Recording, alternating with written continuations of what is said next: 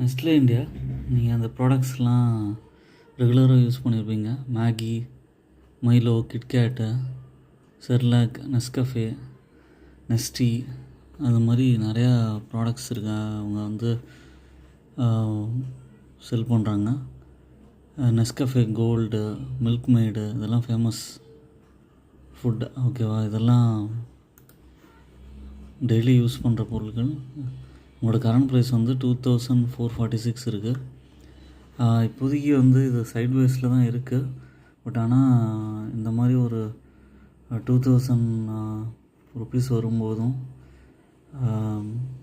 சின்ன சின்ன டிப்பு வரும்போதும் அக்யூமுலேட் பண்ணுங்கள். இது ஒரு அட்லீஸ்ட் ஒரு 3000 ருபீஸாக போகிற சான்ஸ் இருக்குது.